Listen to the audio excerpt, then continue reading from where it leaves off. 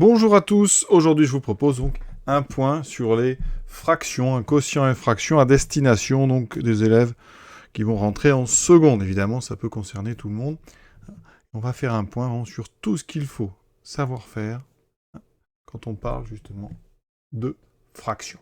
Alors, il y a les règles des signes, comparer deux fractions, comparer des fractions par rapport à 1, savoir les ajouter, savoir les multiplier, savoir les diviser, savoir les multiplier par un entier, savoir les mettre au même dénominateur, voilà, tout ça on va passer en revue avec un exemple à chaque fois. Alors le vocabulaire tout d'abord, donc on parle ici de division. Quand on fait la division, qu'on écrit par exemple 7 divisé par 2, eh bien le nombre 7 s'appelle le dividende. Et 2 s'appelle le diviseur. On peut poser les divisions, vous avez déjà appris à faire ça avec ceci. On écrit 7 divisé par 2, et on obtient ici un nombre qui s'appelle un quotient, d'où le mot quotient dans le titre, et vous obtiendrez ici un reste. Ça, c'est quand on pose les divisions. Ici, nous, on est sur des fractions, qu'on va écrire sous une forme 7 sur 2. Le but n'étant pas de calculer, de poser la division. Dans 7 sur 2, 7, ce sera le dividende, 2, c'est le diviseur, mais on donne des noms spécifiques au monde des fractions. Alors, on a donc ici un quotient, d'accord ? Eh bien, quand on a un quotient de deux nombres entiers, ici c'est le cas, 7 et 2, on a ce qu'on appelle une fraction. Donc une fraction, c'est donc un quotient qu'on écrit A sur B avec A et B entiers, qui peuvent être entiers, positifs ou négatifs. Donc 7 demi, c'est donc une fraction. À la différence de, par exemple, de 7,1 par exemple, sur 2,1, on n'a pas ici des entiers, ce n'est pas une fraction. Ça s'appelle une écriture fractionnaire.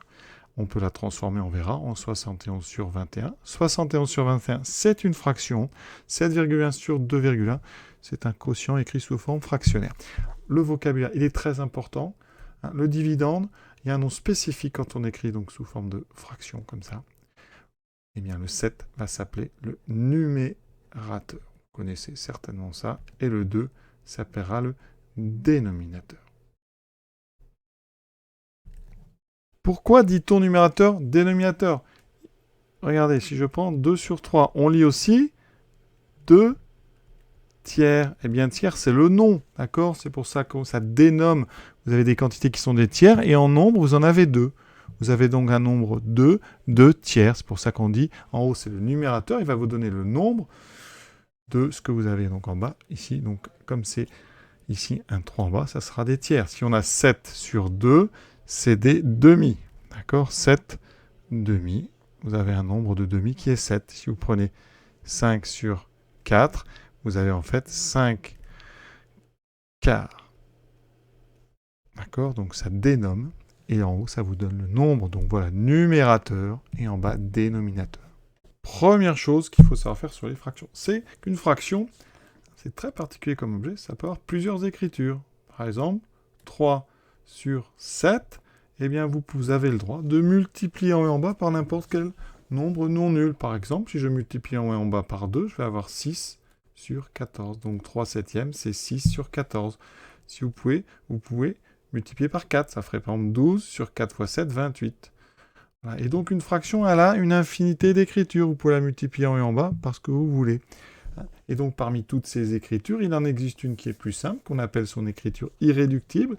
C'est celle où eh bien, l'entier du haut et l'entier du bas n'ont pas de diviseur commun. Par exemple ici, eh bien, 3 sur 7, c'est ce qu'on appelle une fraction irréductible.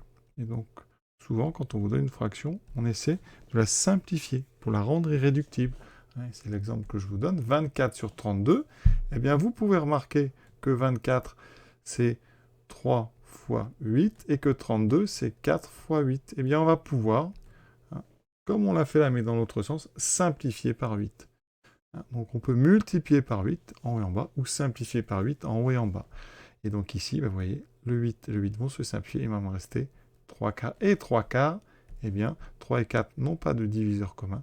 C'est donc l'écriture irréductible, d'accord ? Et souvent, on fait comme ça, on raye un petit peu, on simplifie en mettant un 1. On le fait directement, 24 sur 32. On se dit, tiens, je vais diviser par 8. Donc là, j'aurai 3. Et là, j'aurai 4. On retrouve ça, par exemple, dans la notion de quart d'heure. Qu'est-ce que c'est qu'un quart d'heure?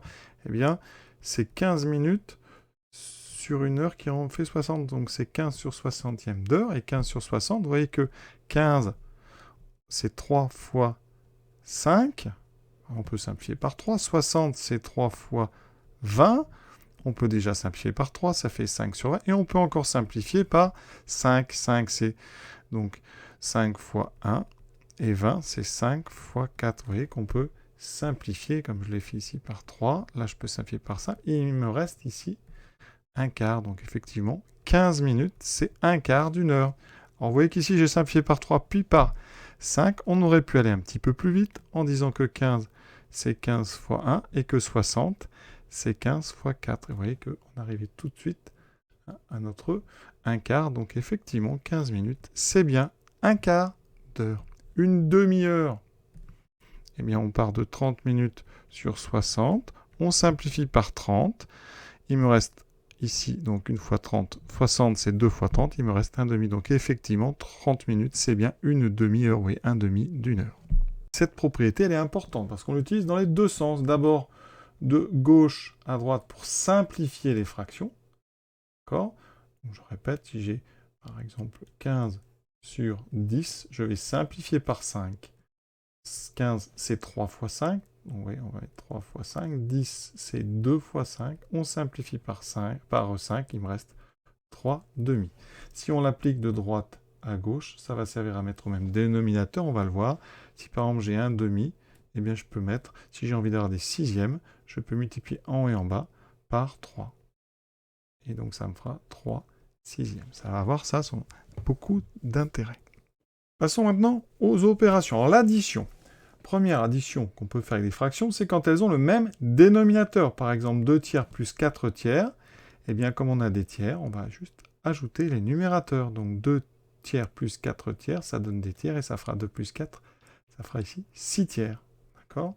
Et après, vous pouvez utiliser la première propriété pour simplifier. 6 tiers, eh bien 6 sur 3, ça fait 2 sur 1. Ça fait donc, on simplifie d'abord par 3 et ensuite 2 sur 1. Quand on a donc un entier sur 1, ça fait 2. D'accord? Si on ajoute 5 septièmes plus 2 septièmes, ici, vous voyez, ça fait 5 et 2, 7 sur 7. Et 7 sur 7, c'est un cas très particulier, ça fait 1. Alors après, ça ne donne pas toujours des entiers. On fait par exemple 2 tiers plus 5 tiers. Eh bien là, vous avez des tiers, c'est bien le même dénominateur. Donc en ajoutant, on aura 2 plus 5. Ça me donnera 7 tiers.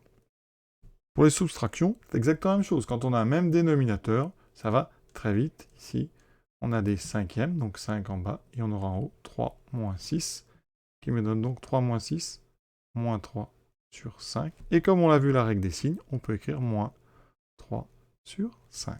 Alors évidemment, toutes les fractions n'ont pas le même dénominateur, donc il faut apprendre aussi à ajouter des fractions qui n'ont pas le même dénominateur. Ici, 1 tiers plus 2 cinquièmes. Alors là, eh bien, on va utiliser la première propriété, et on va donc essayer d'avoir en dessous le même nombre. Ici, on a 3, ici, on a 5. On a le droit de multiplier les fractions en bas par le même nombre. Donc ici, ce qui serait astucieux, eh bien, ça serait de multiplier la première fraction en bas par 5. Donc on va écrire, oui, fois 5, fois 5. Et la deuxième par 3, de façon à avoir, vous voyez, 3 fois 5, 15. Donc ici, ça veut dire qu'on a la première qui vaut 5 sur 15, plus 2 fois 3, 6 sur 15, et on ajoute, puisqu'on a maintenant le même dénominateur, 5 et 6, 11 sur 15. Vous voyez, tout l'intérêt de mettre au dénominateur, c'est qu'on peut après ajouter les fractions facilement. Ici, on a 9 et 7. On va donc multiplier la première fraction par 9, en haut et en bas, bien sûr. La deuxième par 7. On aura donc deux fractions avec un dénominateur qui sera 9 fois 7, 63. Donc là, 4 fois 9, 36 sur 63, moins 2 fois 7, 14 sur 63. Et vous voyez qu'on a appris à ajouter ça. On aura donc ici 63, et en haut, 36 moins 14, qui vaut 22. Et après, toujours, on essaie de voir si on peut simplifier. Ici, on ne peut pas. Le problème qu'on va avoir ensuite, c'est d'essayer de rendre les calculs les moins gros possibles. Alors, si on a des fractions avec 12 et 18, on peut, si on veut multiplier la première en haut et en bas par 18, la deuxième en haut et en bas par 12. Mais ce n'est pas ce qui va aller le plus vite. Il faut regarder en fait 12 et 18. Et regarder si on n'a pas un multiple qui serait beaucoup plus petit que 12 fois 18. Et il y en a parce que 12, par exemple, si vous faites 3 fois 12, ça fait 36. Et 2 fois 18, ça fait 36. 36, c'est ce qu'on appelle donc le plus petit multiple commun de 12 et 18. Donc ici, eh bien, ce qui serait intéressant, c'est de multiplier la première en haut et en bas par 3 et la deuxième par 2. Et vous voyez que ça fait des calculs beaucoup plus petits que si on avait multiplié par 18 et par 12. La première, ça fait 3 sur 36. La deuxième, 10 sur 36. Et vous voyez que 10 et 3, 13 sur 36. Vous voyez, donc toujours essayer de trouver un dénominateur commun qui est le plus petit possible. Si vous n'y arrivez pas, eh bien vous simplifierez après, mais ça va vous faire des calculs un peu plus longs. Vous aurez aussi à ajouter plus de 2 fractions, parfois 3 fractions, 4 fractions, 5 fractions. Alors comment on fait? Eh bien on peut les ajouter 2 par 2. On peut d'abord commencer à faire 1 demi plus 3 quarts. 1 demi plus 3 quarts, je vais donc ici, on a dénominateur 2 et 4, et un multiple commun c'est 4. Donc 1 demi, je vais le multiplier en haut et en bas par 2, ça va me faire 2 sur 4, plus 3 sur 4, moins 1 sur 10. On obtient ici 2 plus 3, 5 quarts, moins 1 dixième. On a maintenant 2 fractions, et on sait les ajouter. On va encore mettre au même dénominateur, 4 et 10. Alors, on pourrait prendre 40, mais on a un petit peu plus court, on a 20. 20, c'est 4 fois 5, et c'est 2 fois 10. Donc je vais multiplier la première par 5, et la deuxième par 2. J'obtiens donc 5 fois 5, 25 sur 20, moins 2 sur 20. Et ça me donne 25 moins 2, 23 sur 20. Ça, c'est la méthode en faisant 2 par 2. On peut aussi ajouter les 3 en même temps, à condition de trouver un dénominateur commun à 2, 4 et 10. Donc, multiple commun à 2, 4 et 10, c'est 20. D'accord? Donc, je vais essayer de me débrouiller pour avoir 3 fractions avec ici, donc, un dénominateur qui serait 20. Ça veut dire qu'ici, donc j'ai toujours mon 1, mon 3 et mon 1. Je vais multiplier la première en haut et en bas par, donc, ici 10. La deuxième par 5. Et la troisième par 2. Vous voyez, donc ici, j'aurai donc 1 fois 10, 3 fois 5, 1 fois 2. Ça me donne donc 10 sur 20, plus 15 sur 20, moins 2 sur 20. Et comme on a un même dénominateur, on peut tout regrouper sous une seule fraction. On aura 10 plus 15, moins 2, ce qui fait 10 et 15, 25 moins 2, 23 sur 20. Et heureusement, et bien sûr, on tombe sur le même résultat, quelle que soit la méthode que l'on utilise, si on l'utilise correctement. Maintenant, on s'attaque au produit. Alors le produit, bien, c'est beaucoup plus simple que l'addition. Pour additionner, il faut un même dénominateur. Pour multiplier, eh bien, c'est très simple. On va faire le produit des numérateurs, donc 4 fois 7, divisé par le produit des dénominateurs, 5 fois 9. Et on a juste à réaliser des petites multiplications. 4 fois 7, 28, 5 fois 9, 45. Exemple suivant, 18 sur 11 fois 22 sur 3. On a donc ici à faire 18 fois 22 sur 11 fois 3. Alors avant de faire les calculs, on essaie toujours de simplifier comme on a appris à le faire. Ici, en haut, vous avez 22, vous avez 11 en bas. Eh bien, 22 sur 11, on peut le simplifier, vous voyez. Alors, je vais décomposer les calculs.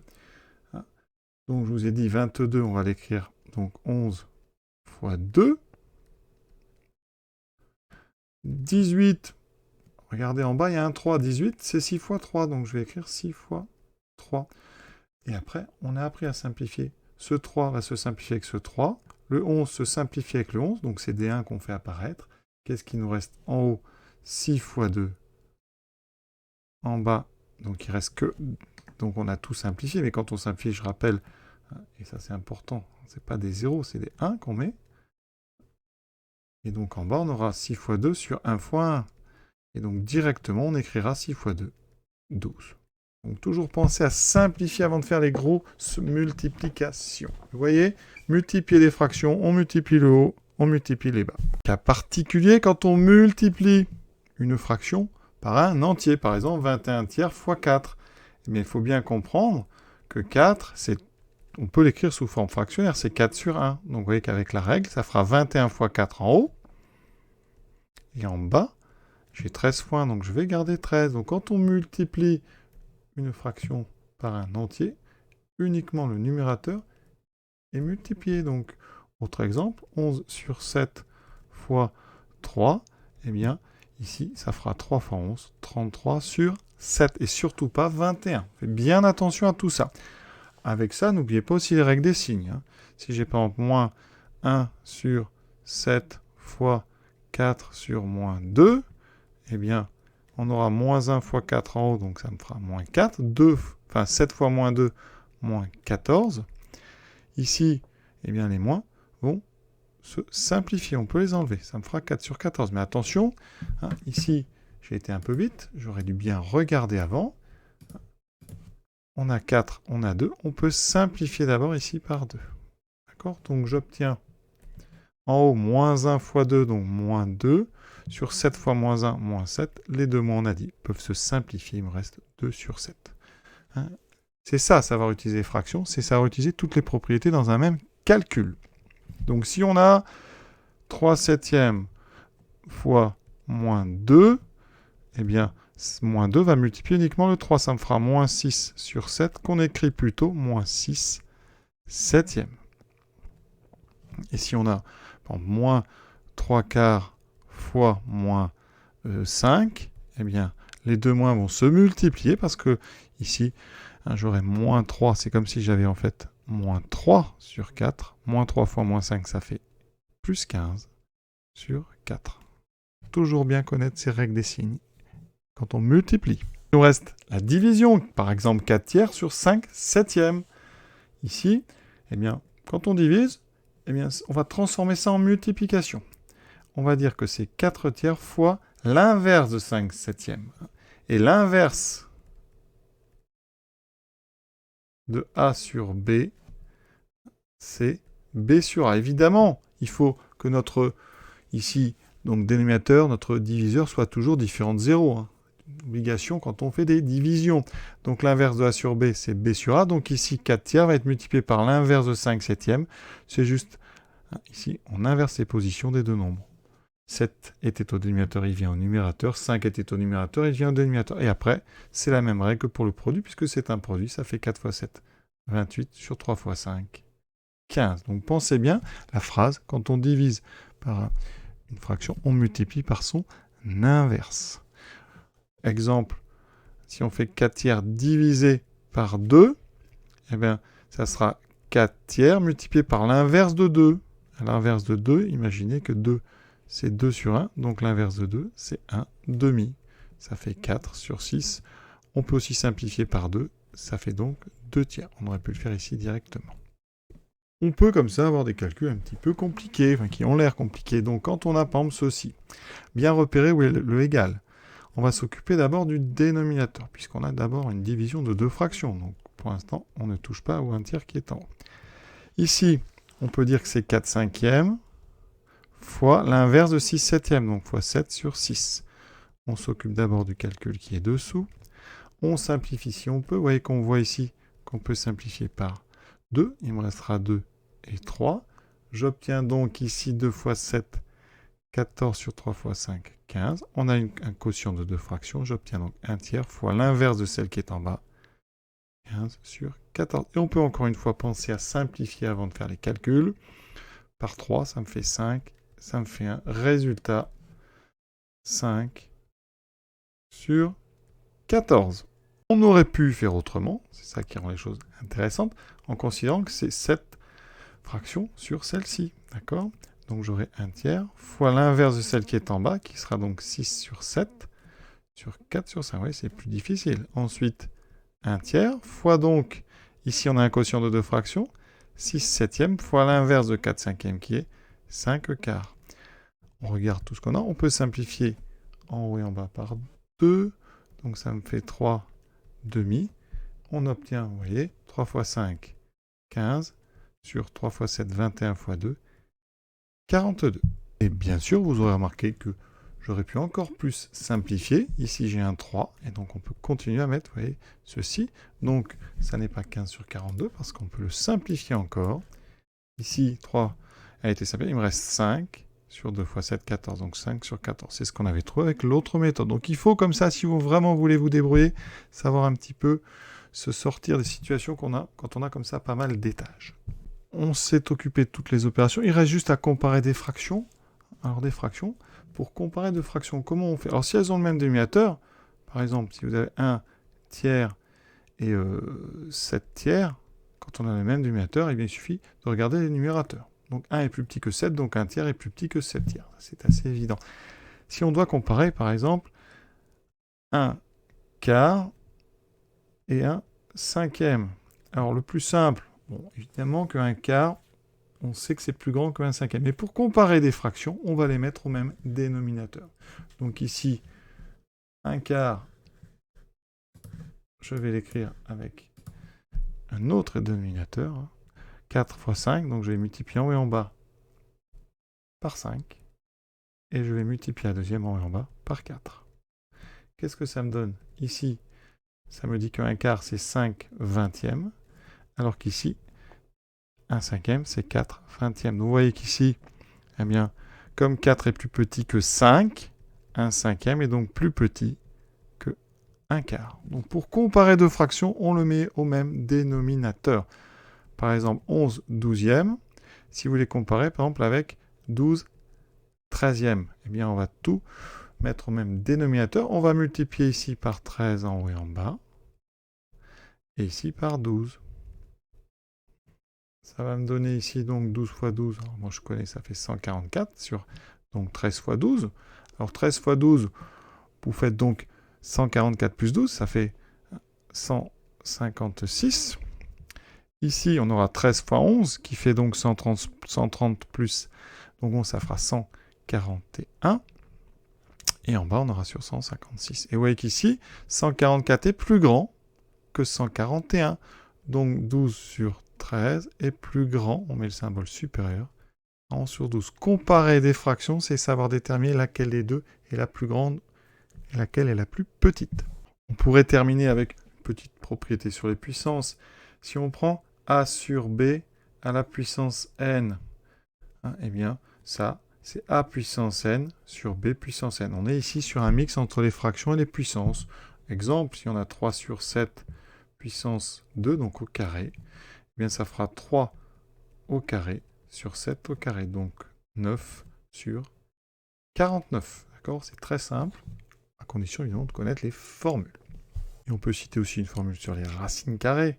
Racine carrée de a sur b, c'est racine carrée de a sur racine carrée de b. C'est des propriétés donc, dans le chapitre des racines carrées. Par exemple, racine carrée de 9 sur 16, c'est racine carrée de 9 sur racine carrée de 16, et donc ça fait 3 sur 4. Et ça permet de simplifier des racines carrées de fractions ou des puissances de fractions.